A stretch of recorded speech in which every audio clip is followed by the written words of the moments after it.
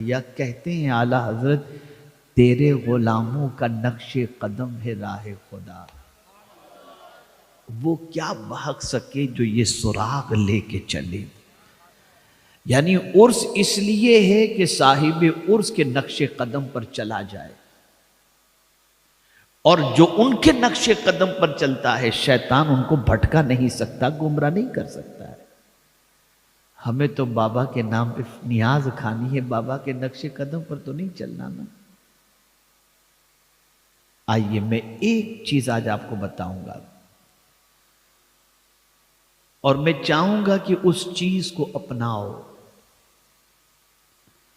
دنیا میں چھوٹا بچہ ہو، بڑا آدمی ہو، میاں بیوی ہو، بھائی بہن ہو، ساس سسر ہو، کچھ بھی ہوں، ہر ایک کی ایک تمنا ہوتی ہے کہ لوگ مجھ سے محبت کریں۔ کوئی یہ نہیں چاہتا کہ لوگ نفرت کریں، ہر کوئی یہ چاہتا ہے کہ لوگ مجھ سے محبت کریں۔ بھولا شاہ بابا کو آپ نے نہیں دیکھا ہوگا لیکن محبت کر رہے ہیں۔ سلطان الہند کے وصال کو صدیاں گزر گئیں، محبت کر رہے ہیں۔ غوث پاک کو صدیاں گزر گئیں، نہیں دیکھا، محبت کر رہے ہیں۔ اعلیٰ حضرت کو نہیں دیکھا، محبت کر رہے ہیں۔ سوال یہ پیدا ہوتا ہے کہ ان کی محبت دل میں کیسے اللہ پیدا کرتا ہے اور کیوں پیدا کرتا ہے؟ وہ کون سی چیز ہے؟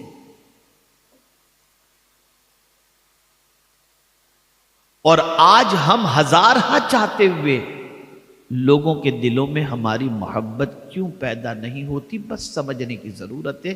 قرآن کی روشنی میں اللہ نے حضور صلی اللہ علیہ وسلم کو ہمارے لیے آئیڈیل بنایا اور فرمایا لَقَدْ كَانَ لَكُمْ فِي رَسُولِ اللَّهِ أُسْوَةٌ حَسَنَةٌ، اللہ کے رسول صلی اللہ علیہ وسلم میں تمہارے لیے بہترین نمونہ ہے۔ رسول گرامی وقار صلی اللہ تعالی علیہ وسلم کی حیات طیبہ کا مطالعہ کریں تو میں جب امام عشق و محبت کا یہ شعر پڑھتا ہوں یا یاد آتا ہے یہ شعر تو عقل دنگ رہ جاتی ہے۔ اعلیٰ حضرت کہتے ہیں حسن یوسف پہ کٹی مصر میں انگشت زنا، سر کٹاتے ہیں دیکھ کر نہیں، سن کر نہیں، تیرے نام پر مردان عرب۔ نام مصطفیٰ صلی اللہ علیہ وسلم پر لوگ سر کٹانے کے لیے تیار ہو جاتے ہیں۔ یا اللہ حضور نے کیا دیا؟ سمجھیے گا، آدمی کسی سے محبت کرتا ہے مال کی بنیاد پر۔ سیٹ سے آدمی کیوں محبت کرتا ہے؟ سخی آدمی ہے، جائیں گے مال دے گا تو آپ بہت سخی آدمی ہیں، محبت کرتا ہے۔ عہدے کی بنیاد پر کوئی بڑا عہدہ کسی کو مل جائے تو آدمی اس سے محبت کرنے لگتا ہے۔ کوئی کامیابی کی بنیاد پر آدمی محبت کرتا ہے، کسی فن کی بنیاد پر آدمی محبت کرتا ہے۔ یہ ساری چیزیں محبت کی ہوتی ہیں۔ اور ایک خاص بات بتاؤں، جب یہ ساری چیزیں کسی کے پاس آتی ہیں تو چال چلن بدل جاتا ہے۔ شہرت کسی کے پاس آئی، چلنے کا انداز بدل گیا۔ دولت آئی، ملنے کا انداز بدل گیا۔ اقتدار آیا، ملنے کا انداز بدل گیا۔ ایجوکیشن آیا، ملنے کا انداز بدل گیا۔ لیکن قربان جائیے میرے آقا صلی اللہ علیہ وسلم کی عظمت پر، اس بلندی پر اللہ نے حضور کو پہنچایا جہاں نہ کوئی پہنچا ہے، نہ قیامت تک پہنچ سکتا ہے۔ لیکن یا رسول اللہ آپ کی عظمتوں پر قربان، نہ چال کبھی بدلی، نہ چلن کبھی بدلا۔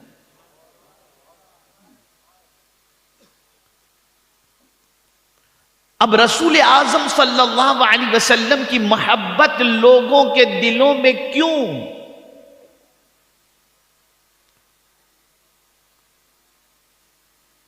اس کو قرآن نے بتایا۔ اللہ عز و جل ارشاد فرماتا ہے فَبِمَا رَحْمَةٍ مِّنَ اللَّهِ لِنْتَ لَهُمْ، اللہ کی رحمت سے ان کے لیے آپ نرم دل ہیں. وَلَوْ كُنْتَ فَظًّا غَلِيظَ الْقَلْبِ لَانفَضُّوا مِنْ حَوْلِكَ، اگر آپ ان کے لیے سخت دل ہوتے تو وہ آپ کے پاس سے چھٹ جاتے. پتہ چلا حضور پر لوگ مر مٹنے کے لیے اس لیے تیار ہیں کہ حضور کی بارگاہ سے نفرت نہیں، محبت ہی ملا کرتی ہے، پیار ہی ملا کرتا ہے، شفقت ہی ملا کرتی ہے، نرمی ہی نرمی نظر آتی ہے. اے رسول گرامی وقار صلی اللہ تعالی علیہ وسلم کے پیارے دیوانوں، اللہ اگر کسی کو نرمی کی دولت عطا فرما دے تو یہ وہ نہ سمجھے کہ نرمی کی بنیاد پر وہ بزدل ہو گیا، نرمی کی وجہ سے اس کا وقار گھٹ گیا، نرمی کی وجہ سے لوگ اسے پوچا سمجھیں گے، نرمی کی وجہ سے اسے لوگ کمزور سمجھیں گے، نرمی کی وجہ سے لوگ اسے بے وقوف سمجھیں گے. نہیں، آقائے کریم صلی اللہ علیہ وسلم کی ایک حدیث اعلیٰ حضرت عظیم البرکت امام عشق و محبت نے الامن والعلا کے اندر نقل فرمائی. آقائے کریم صلی اللہ علیہ وسلم فرماتے ہیں اللہ اگر کسی کو نرم دل عطا فرما دے تو سمجھ لو اس کو میری رحمت سے کچھ حصہ مل گیا ہے. یہ ہے نرمی. ہم کہتے ہیں گرمی کے بغیر کام نہیں چلے گا، اور قرآن کہتا ہے نرمی کے بغیر محبت نہیں ملے گی.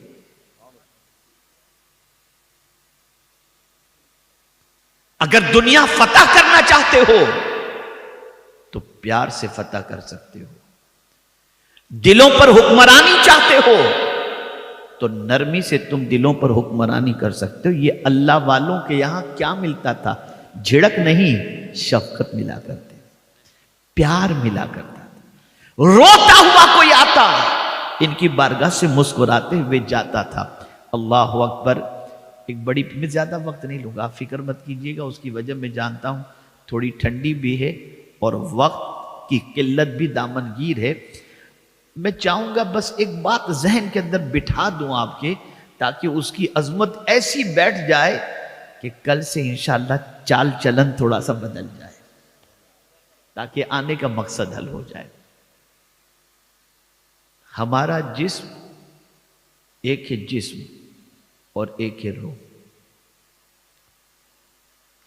جسم بیمار ہوتا ہے، پتہ چل جاتا ہے، منہ کا ذائقہ بدل گیا، پتہ چلا بیماری ہے، بخار آ گیا. درد سر میں ہو رہا ہے، پتہ چل گیا بیمار ہے.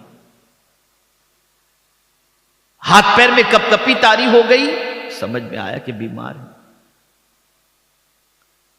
موشن ہو گئے، سمجھ گئے کہ بیمار ہے. یہ روح جو ہمارے جسم کے اندر ہے وہ بیمار ہے، اس کا پتہ کیسے چلے؟ اس لیے کہ جسم اصل نہیں ہے، روح اصل ہے.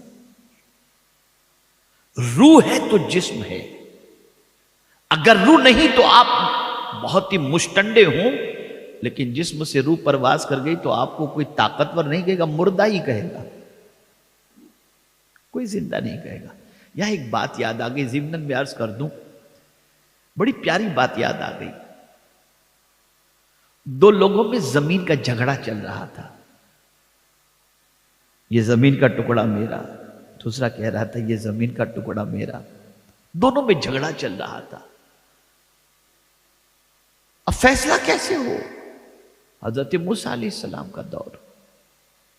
کیسے پتا چلے کہ زمین کا ٹکڑا کس کا ہے؟ کاغذات تو تھے نہیں اس زمانے میں. کہا چلو چلتے ہیں موسیٰ علیہ السلام کے پاس. پہنچے حضرت موسیٰ علیہ السلام کے پاس اور عرض کرنے لگے حضور. بیچ والے ایک شخص نے کہا حضور یہ دونوں جھگڑا کر رہے ہیں، یہ وہ کہہ رہا ہے یہ زمین کا ٹکڑا میرا، یہ زمین کا ٹکڑا میرا. آپ ہی کچھ فیصلہ فرما دے، ادھر ادھر کر کے ایک کو اس کو اس طریقے سے بانٹ دے، کچھ بھی کریں. آپ نے فرمایا میں نبی ہوں، نبی، یہ ادھر ادھر والی بات نہیں. چلو کس زمین کے بارے میں یہ کہہ رہے ہیں کہ یہ زمین کا ٹکڑا میرا؟ کہا حضور وہ فلاں جگہ پہ جو زمین ہے نا. کہا چلو اس زمین کے پاس. میں زمین سے پوچھوں گا زمین تو کس کی؟ مجھے ان سے نہیں پوچھنا.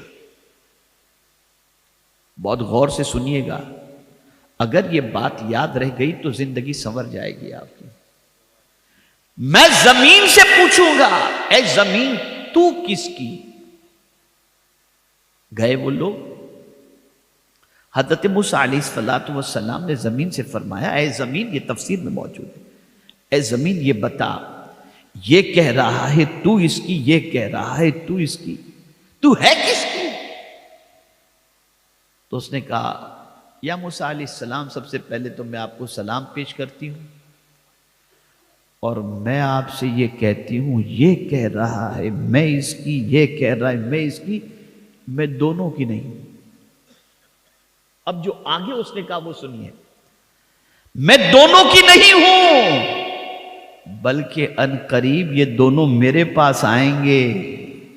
ان قریب یہ دونوں میرے پاس آئیں گے تو یہ دونوں میرے ہیں، میں کسی کی نہیں ہوں، میں کسی کی نہیں ہوں. اے رسول گرامی وقار صلی اللہ تعالی علیہ وسلم کے دیوانوں، تو عرض یہ کر رہا تھا کہ آقائے کریم صلی اللہ تعالی علیہ وسلم نے نرمی کے بارے میں کیا فرمایا؟ روح اور جسم، اس کو دیکھ لیجئے. روح بیمار ہوتی ہے، اس کا بھی پتہ چل جاتا ہے. اگر نیکی کی بات اچھی نہ لگے، روح بیمار ہے. قرآن پڑھ کر کے سکون نہ ملے، روح بیمار ہے. اللہ اور اس کے رسول کے ارشاد کو سننے کے بعد طبیعت میں زندگی بدلنے کا جذبہ پیدا نہ ہو، روح بیمار ہے. مسجد کے اندر جانے کا دل نہ چاہے، روح بیمار ہے. قرآن شریف پڑھنے کا دل نہ چاہے، روح بیمار ہے. اور ایک بڑی پیاری بات ایک صوفی نے فرمائی، اور سب سے بڑی پہچان روح کی یہ ہے کہ وہ بیمار ہے. اس کو جاننے کا ایک طریقہ یہ ہے، کسی کو پریشانی میں دیکھ کر اگر دل غمگین نہ ہو تو سمجھ لینا کہ روح بیمار ہے. سمجھ لینا کہ روح بیمار. اللہ کے رسول صلی اللہ تعالی علیہ وسلم اتنے نرم دل تھے، اتنے نرم دل تھے، اتنے نرم دل تھے کہ رسول گرامی وقار صلی اللہ تعالی علیہ وسلم کسی کا غم دیکھ ہی نہیں سکتے تھے، دیکھ ہی نہیں سکتے تھے. آقا کریم صلی اللہ علیہ وسلم تشریف لے جا رہے تھے. ایک بچی کو حضور صلی اللہ علیہ وسلم نے دیکھا، وہ رو رہی ہے، اور سرکار صلی اللہ علیہ وسلم تشریف لے جا رہے تھے قمیص خریدنے کے لیے. 10 درہم تھے حضور صلی اللہ علیہ وسلم کے پاس. 4 کا حضور صلی اللہ علیہ وسلم نے قمیص خریدا. ایک نے مانگا، حضور صلی اللہ علیہ وسلم نے اسے دے دیا. بچی کو دیکھا رو رہی ہے، بیٹی کیوں رو رہی ہو؟ یا رسول اللہ صلی اللہ تعالی علیہ وسلم، میری سیٹھانی نے، میری مالکن نے مجھے کچھ خریدنے کے لیے پیسے دیے تھے، میں لے کر نکلی، پیسے میرے گم گئے. اب رو رہی ہوں کہ سرکار میں گھر جاؤں کیسے بغیر چیز لیے؟ وہ مجھے سزا دے گی تو کیا ہوگا؟ آقا کریم صلی اللہ علیہ وسلم نے فرمایا، یہ لے پیسے اور چیزیں خرید لے. اب وہ چیز خرید لی. اب خرید کر سرکار صلی اللہ علیہ وسلم تشریف لے جا رہے تھے. پھر دیکھا وہ وہیں کھڑی رہ کر رو رہی ہے. تو آقا نے پوچھا، اب کیوں رو رہی ہے؟ دیکھیں نرم دلی. ایک وہ بچی جو کسی کی خادمہ ہے، کسی کی کنیز ہے، کنیز کی بیٹی، اس بچی کو حضور نے دیکھا روتے ہوئے. سرکار صلی اللہ علیہ وسلم نے فرمایا، بیٹی اب کیوں رو رہی ہے؟ کہا حضور میں چیز تو خرید لی، لیکن میں اگر گھر پہنچوں گی اور مجھ سے پوچھا گیا کہ تجھے آنے میں تاخیر کیوں ہوئی، اور اس تاخیر کی وجہ سے اگر میری مالکن مجھے مارے گی تو اس کے ڈر سے رو رہی ہوں. سرکار نے فرمایا، غم نہ کر، میں تیرے ساتھ چلتا ہوں، میں تیرے ساتھ چلتا ہوں. آقا کریم صلی اللہ علیہ وسلم ساتھ تشریف لے گئے. پوچھا کون سا گھر؟ کہا حضور یہ گھر.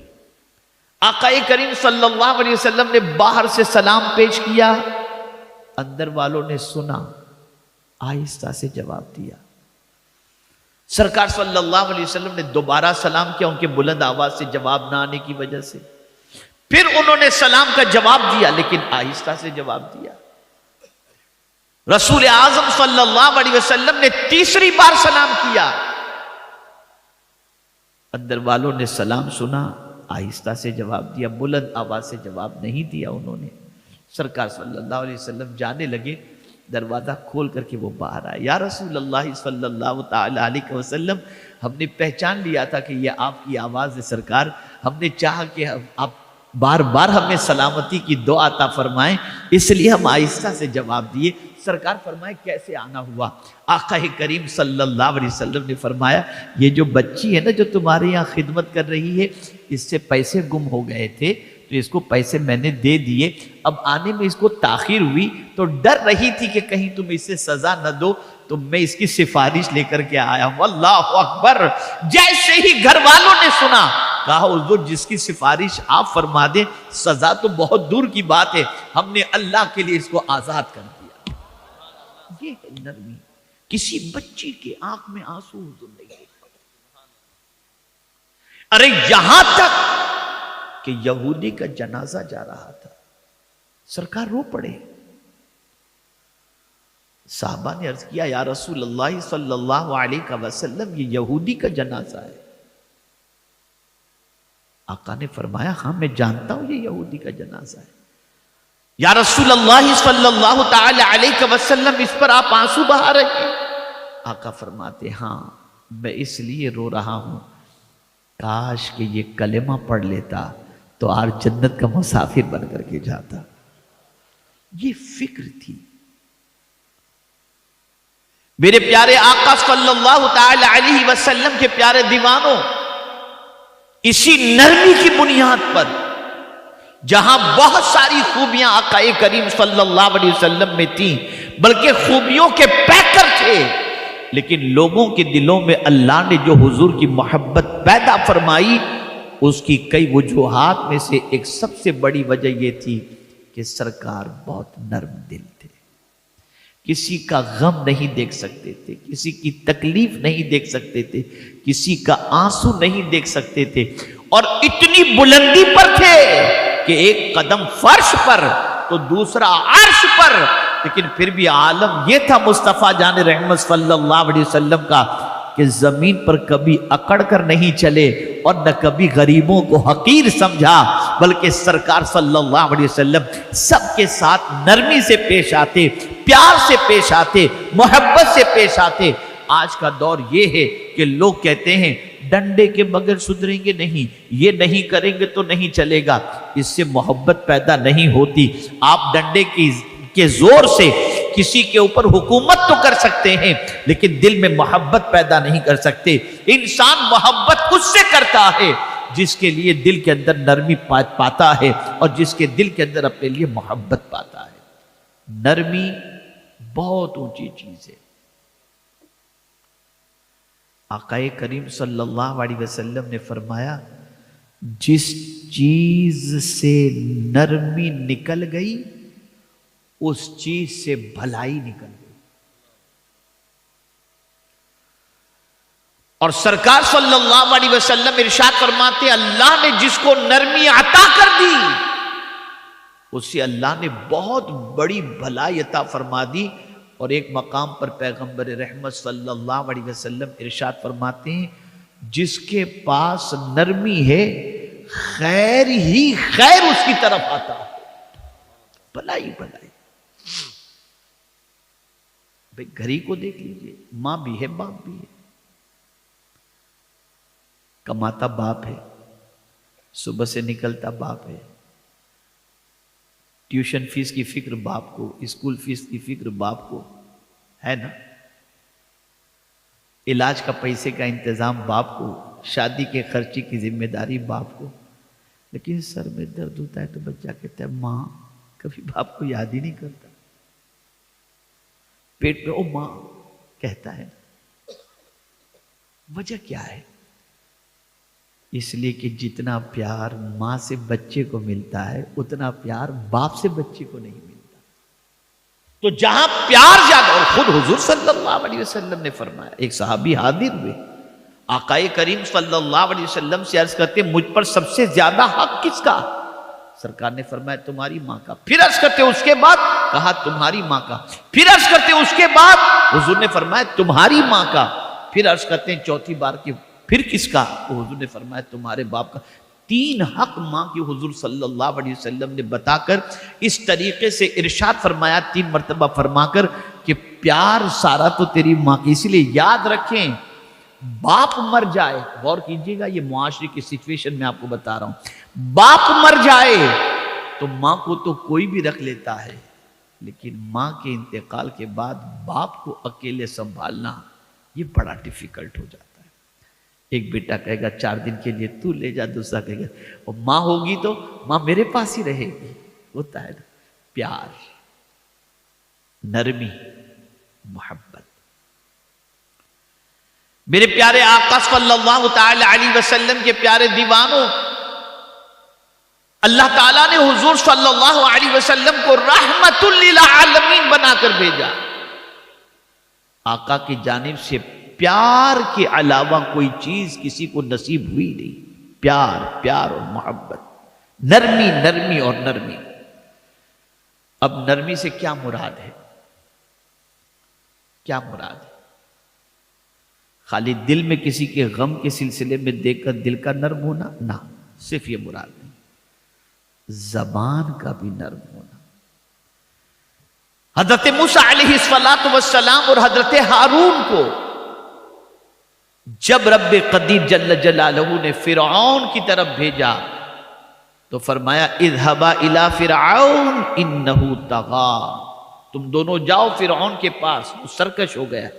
وَقُولَا لَهُ قَوْلًا لَيِّنًا، اور تم دونوں اس سے نرمی سے بات کرو.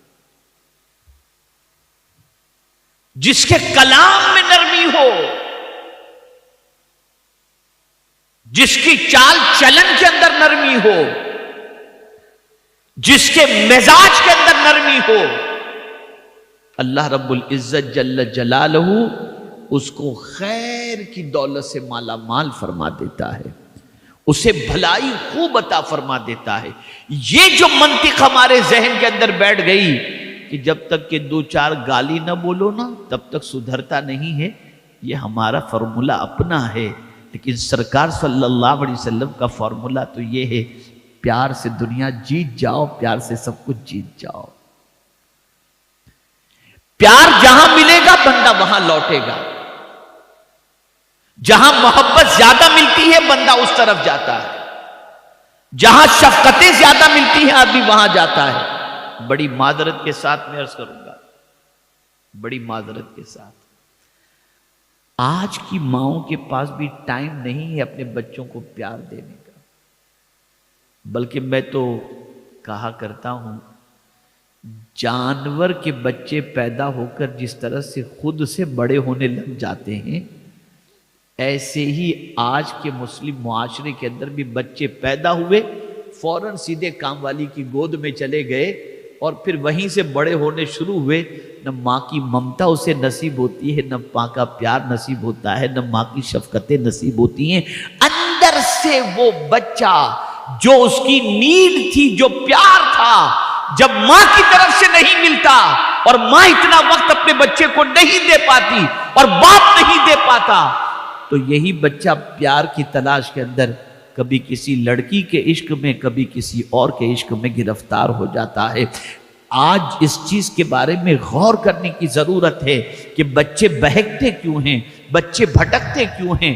میرے پیارے آقا صلی اللہ تعالی علیہ وسلم کے پیارے دیوانوں، آپ ذرا دیکھو، تھوڑی سی کوئی پیار کی بات کر دے، تیرے لیے آسمان سے تارے توڑ کر کے لے کر کے آؤں گا. لڑکیاں بیچاری بھولی بھالی صحیح سمجھ بیٹھتی ہیں اور اس کے بعد اپنی زندگی تباہ کر بیٹھتی ہیں. اسی طریقے سے آپ لڑکوں کا معاملہ دیکھیں گے، بڑی عجیب پوزیشن ہو گئی ہے، بڑی عجیب سچویشن ہو گئی ہے.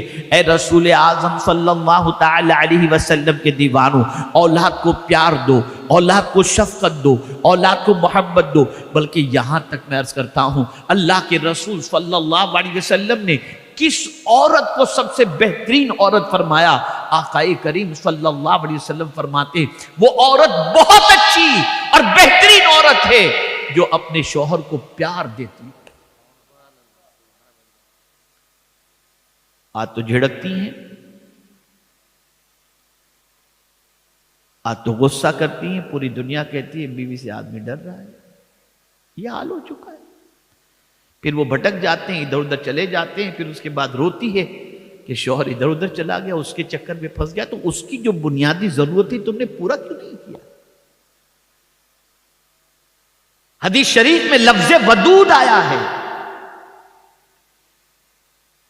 اور یہاں ودود کے لفظ کے حوالے سے میں بتا دوں، اگر میاں بیوی کے درمیان ناچاکی ہے، نا اتفاقی ہے، دونوں کے درمیان دوریاں بڑھ رہی ہیں، اور کوئی عورت اگر یہ چاہتی ہو یا کوئی شوہر یہ چاہتا ہو کہ اللہ تعالیٰ میری بیوی کے دل میں میری محبت، یا بیوی یہ چاہتی ہو کہ شوہر کے دل میں میری محبت پیدا ہو جائے، روزانہ 100 مرتبہ ہر نماز کے بعد یا ودودو پڑھے، اللہ تعالیٰ دونوں کے دل میں ایک دوسرے کے لیے محبت پیدا فرما دے گا.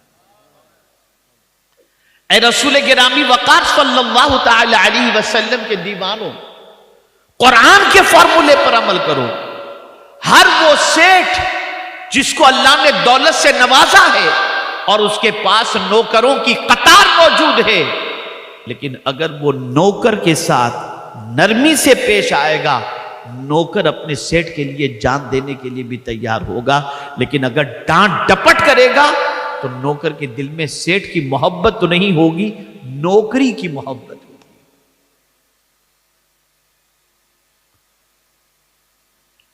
میرے پیارے آقا صلی اللہ تعالی علیہ وسلم کے پیارے دیوانوں، اسی طریقے سے گھر میں اگر باپ ہے، گھر میں ساس ہے، گھر میں سسر ہے، گھر کے اندر شوہر ہے، بڑے جتنے بھی ہیں، ان کے لیے رسول اعظم صلی اللہ علیہ وسلم نے تعلیم عطا فرمائی. اور اس تعلیم کو ذہن میں رکھو، بڑوں کے لیے بھی دستور عطا فرمایا اور چھوٹوں کے لیے بھی دستور عطا فرمایا. لیکن پہلے بات حضور نے بڑوں کی ذمہ داری سے متعلق فرمائی اور اس کے بعد چھوٹوں کو ان کی ذمہ داری کے بارے میں بتایا. آقا کریم صلی اللہ علیہ وسلم ارشاد فرماتے ہیں من لم یرحم صغیرنا ولم یوقر کبیرنا فلیس منا. جو چھوٹوں پر شفقت نہیں کرتا، پیار نہیں دیتا، محبت چھوٹوں پر نہیں کرتا، اور جو چھوٹے بڑوں کا رسپیکٹ نہیں کرتے، سرکار فرماتے ہیں فلیس منا، وہ ہمارا ہے ہی نہیں. آج بہت سارے باپ کہتے ہیں میرا بیٹا تو میرے کو دیکھ کے پلنگ کے نیچے چھپ جاتا ہے، اور اس کو وہ کمال سمجھتے ہیں، اس کو کمال سمجھتے ہیں. میں یہ نہیں کہتا کہ بیٹے کے ساتھ بیٹھ کر آپ سگریٹ پیو یا پکچر دیکھو، لیکن اتنا تو ہے نا کہ بیٹے کو آپ کی طرف سے پیار تو ملنا چاہیے نا، وہ اپنا معافی ضمیر آپ کے سامنے کہہ تو سکے. اتنا ڈرے کہ اپنی پریشانی کسی اور سے ذکر کرے اور آپ سے ذکر نہ کرے. یہ مزاج بدلنا ہوگا. کبھی بھی یہ نہ سوچنا کہ کسی کے ساتھ تم نرمی سے پیش آؤ گے تو تم محروم رہو گے. نہیں، حدیث مبارکہ میں آقا کریم صلی اللہ علیہ وسلم فرماتے ہیں ارحموا من فی الارض یرحمکم من فی السماء. تم زمین والوں پر مہربانی کرو، آسمان کا مالک تم پر مہربانی کرو. یہ حدیث شریف ہے، یہ آقا کریم صلی اللہ علیہ وسلم کا ارشاد ہے. میرے پیارے آقا صلی اللہ تعالی علیہ وسلم کے پیارے دیوانوں، اللہ عز و جل ہمیں روزی دیتا ہے. اب سمجھیے گا جو بات کی طرف میں آپ کو لے جانا چاہتا ہوں اس کو سمجھیے گا. اللہ خالق ہے. ہم دن میں کئی مرتبہ سنتے ہیں اپنے کانوں سے اللہ اکبر اللہ اکبر، اللہ سب سے بڑا ہے، اللہ سب سے بڑا ہے. سنتے یا نہیں سنتے؟ جواب دیجیے. آپ بولیے، سنتے ہیں نا؟ اللہ سب سے بڑا ہے. کتنا بڑا ہے؟ تو وہی بڑا ہے اور بڑائی اسی کے لیے ہے، اور کسی کے لیے بڑائی ہے ہی نہیں. اب بات بڑائی کی آئی تو میں عرض کروں، جو شخص کسی وجہ سے خود کو بڑا سمجھے کہ میں بہت بڑا سیٹھ ہوں، میں بہت طاقتور ہوں، اور اس بات پر وہ اکڑتا ہو اور تکبر کرتا ہو، تو جانتے ہو اس کے بارے میں اللہ عز و جل کا ارشاد کیا ہے؟ حدیث قدسی ہے، رب فرماتا ہے کبریائی، بڑائی، ردائی یہ میری چادر ہے، بڑائی میری چادر ہے، اور جو میری چادر کے سلسلے میں مجھ سے جھگڑا کرے میں اس کو ٹکڑے ٹکڑے کر ڈالوں گا۔ تو خود کو کبھی بڑا نہ سمجھو، بڑا صرف اللہ ہے، وہی سب سے بڑا ہے، وہی سب سے بڑا ہے، وہی سب سے بڑا ہے۔ لیکن جیسے ہی ہم قرآن کھولتے ہیں، جیسے ہی کسی کام کے آغاز کے بارے میں حدیث پڑھتے ہیں، تو جانتے ہیں اللہ اکبر کیا ملتا ہے۔ جیسے ہی قرآن ہم نے کھولا، بسم اللہ الرحمن الرحیم، اللہ کے نام سے شروع جو نہایت رحم فرمانے والا، نہایت اتنا بڑا کہ ملک کا مالک جسے چاہے اسے ملک عطا فرما دے، جسے چاہے اسے عزت عطا فرما دے، جسے چاہے اسے ذلت عطا فرما دے، لیکن اپنی شان کیا بیان کرتا ہے؟ رحمان و رحیم۔ اور فرماتا ہے اگر کوئی کام تم شروع کرنا چاہو تو پہلے اس کو رحمان و رحیم کہہ کر کے پکارو اور بسم اللہ شریف پڑھ لو، اللہ تمہارے سارے کام کو آسان فرما دے گا، آسان فرما دے گا۔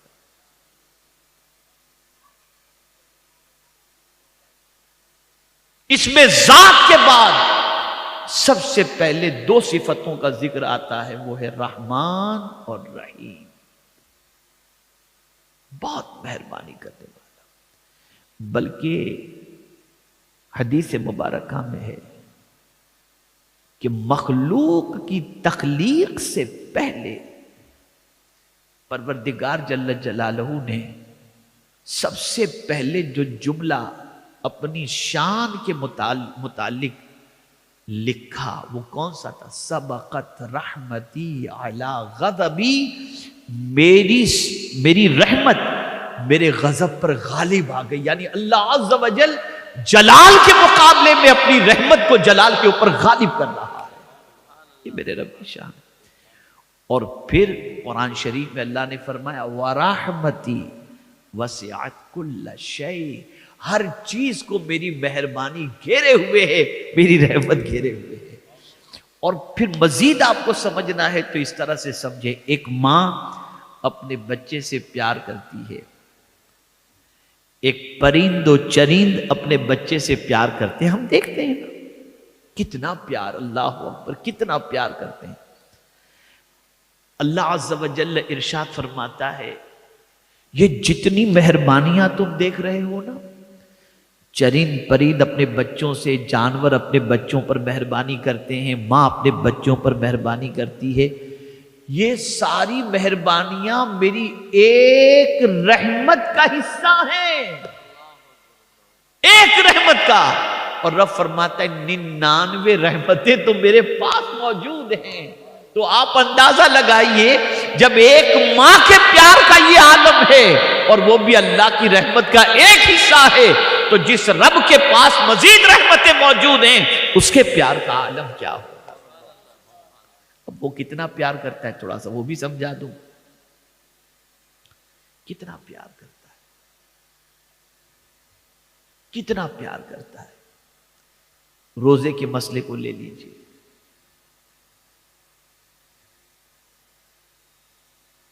روزہ مسلمانوں پر فرض کیا گیا، لیکن اب ظاہر سی بات ہے آدمی سفر میں رہے، اب امریکہ سے کوئی انڈیا آ رہا ہے تو ٹائم کا فرق ہی 10.5 گھنٹے کا ہو جاتا ہے، اور یہاں سے اگر کوئی امریکہ جاتا ہے تو آپ دیکھ لیں صبح کی فلائٹ پکڑا، حالانکہ سفر کے 18 گھنٹے کا، لیکن پہنچتا ہے تو وہاں دوپہر ہوتی ہے، تو اتنا لمبا روزہ آدمی رکھے گا کیسے؟ کوئی بیمار ہوتا ہے، بیمار روزہ کیسے رکھے؟ تو قربان جائیے میرے رب کی عظمت پر، فَمَنْ كَانَ مِنْكُمْ مَرِيضًا أَوْ عَلَى سَفَرٍ فعدۃ من ایام اخر یرید اللہ بکم اليسر ولا یرید بکم العسر۔ قرآن کہتا ہے کہ اگر تم مریض ہو یا سفر میں ہو تو بعد میں گنتی پوری کر لینا، یعنی 30 کا اگر رمضان ہوا تو تم بعد میں روزے رکھ کے 30 پورے کر لینا، 29 کا اگر رمضان ہوا تو گنتی پوری کر دینا۔ اور پھر اس جملے نے تو اللہ کے پیار کی انتہا کا اعلان کر دیا، یرید اللہ بکم اليسر ولا یرید بکم العسر، اللہ تمہارے لیے آسانی چاہتا ہے، تکلیف نہیں چاہتا۔ سوچو آپ،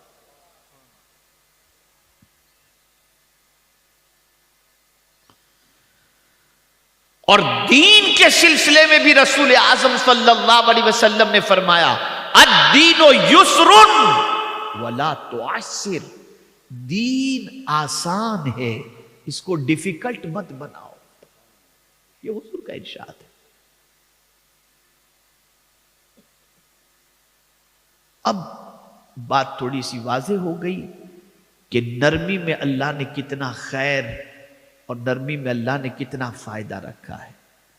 اور یہ میں اپنی طرف سے نہیں کہہ رہا، میں نے قرآن اور حدیث کی روشنی میں آپ کی سماعتوں کے حوالے کیا۔ تو اے رسول اعظم صلی اللہ تعالی علیہ وسلم کے دیوانوں، نرمی اختیار کرو۔ اور حضور صلی اللہ علیہ وسلم نرمی کو پسند فرماتے تھے، سختی کو سرکار صلی اللہ علیہ وسلم پسند نہیں فرماتے تھے۔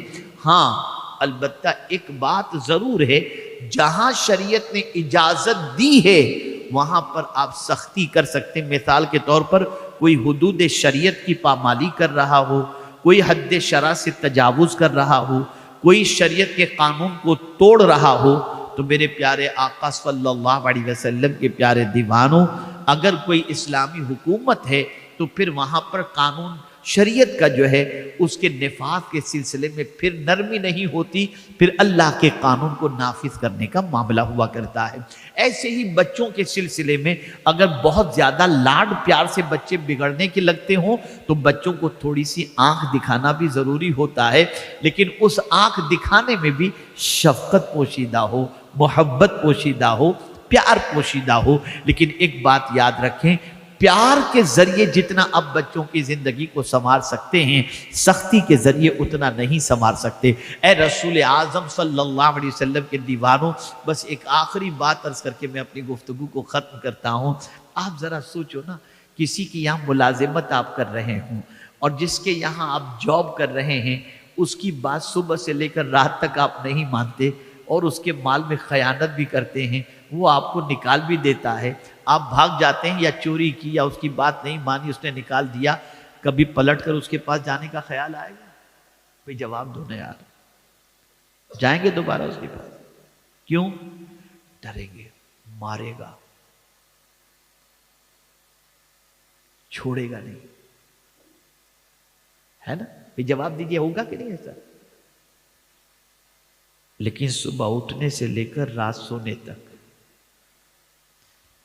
ایک بار نہیں، ہزاروں مرتبہ رب فرماتا ہے نگاہ نیچی رکھنا، نگاہیں پھاڑ کے دیکھتے ہو۔ رب فرماتا ہے نماز پڑھو، چھوڑ دیتے ہو۔ رب فرماتا ہے جھوٹ سے بچو، مال کے فائدے کے لیے جھوٹ، سب چلتا ہے نا۔ غیبت سے بچو، غیبت۔ اتنی نافرمانی کے بعد، اتنی نافرمانی، ایک دن کی بات نہیں، روز کی یہ بات، روز کی۔ لیکن سچ بتاؤ، جب بیمار آدمی ہوتا ہے تو کس کی بارگاہ میں دعا کرتا ہے؟ بولو نا۔ ارے بھائی، تم صبح سے لے کے رات تک اللہ کی ایک بات نہیں مانے ہو، اور مصیبت آئی تو پھر اس کو ہی تم پکارتے ہو، تو جواب ملے گا میرا رب رحمان و رحیم ہے، دنیا کا سیٹ اس کی نہ مانو وہ نکال دیتا ہے، لیکن میرا رب اتنا رحمان و رحیم ہے، ہزار اس کی بات نہ مانو، پھر بھی جب بندہ پریشان ہو کر اس کی بارگاہ میں ہاتھ اٹھاتا ہے تو اللہ تعالیٰ اس کی پکار کو سن کر اس کو معاف فرما دیتا ہے۔ یہ اس کی رحمت ہے، اس کا پیار ہے، اس کی نرمی ہے۔ میرے پیارے آقا صلی اللہ تعالی علیہ وسلم کے پیارے دیوانوں، اسی لیے اللہ کے رسول صلی اللہ علیہ وسلم نے فرمایا تخلقوا باخلاق اللہ، اپنے اخلاق کو اللہ کے اخلاق میں ڈھال دو، اور اللہ کے اخلاق میں ایک اخلاق یہ بھی ہے کہ رب قدیر اپنے بندوں پر مہربان ہے، تو ہمیں بھی چاہیے ہم لوگوں پر مہربانی کریں، لوگوں کے ساتھ نرمی سے پیش آئیں، گھر میں نرمی سے پیش آئیں۔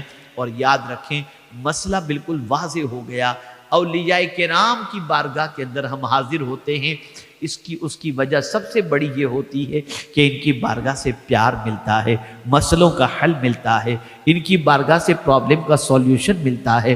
اور یہ بات اچھی طرح سے ذہن میں رکھیں، میرے استاد گرامی نے ابھی 2 دن پہلے ہی ایک آستانے پر میں حاضر ہوا تھا، بریلی شریف کے حوالے سے ایک بات بتاؤں، میں ابھی ایک سیمینار تھا 3 روز پہلے، 3-4 روز پہلے، اور ایک عوامی جلسہ تھا بریلی شریف کے اندر، میں حاضر ہوا تو اسٹیشن سے ڈائریکٹ میں اعلیٰ حضرت اور سرکار حضور مفتی اعظم ہند رضی اللہ تعالیٰ عنہ کی بارگاہ میں حاضر ہوا، تو وہاں سے حاضری دے کر جیسے ہی نکلا تو ہمارے وہاں کے ایک جید عالم مولانا ندیم صاحب، انہوں نے مجھ سے کہا کہ حضور حضرت دانا ولی رحمت اللہ تعالیٰ علیہ کی بارگاہ کے سجادہ نشین نے آپ کو یاد کیا ہے، اور انہوں نے کہا ہے کہ کسی بھی طرح سے مولانا شاکر کو لے کر کے آنا۔ تو میں نے کہا اچھا وہ بزرگ جن کا تم تذکرہ کر رہے ہو وہ حضرت دانا ولی شاہ رحمت اللہ تعالیٰ علیہ کی شان کیا ہے؟ کہا اعلیٰ حضرت اور حضور مفتی اعظم ہند رضی اللہ تعالیٰ عنہ خود ان کی بارگاہ میں حاضر ہوتے تھے ان کے آستانے پر، اور کبھی بھی اعلیٰ حضرت اور حضور مفتی اعظم ہند علیہ رحمت دروازے کے اندر نہیں گئے، ہمیشہ باہر ہی رہے۔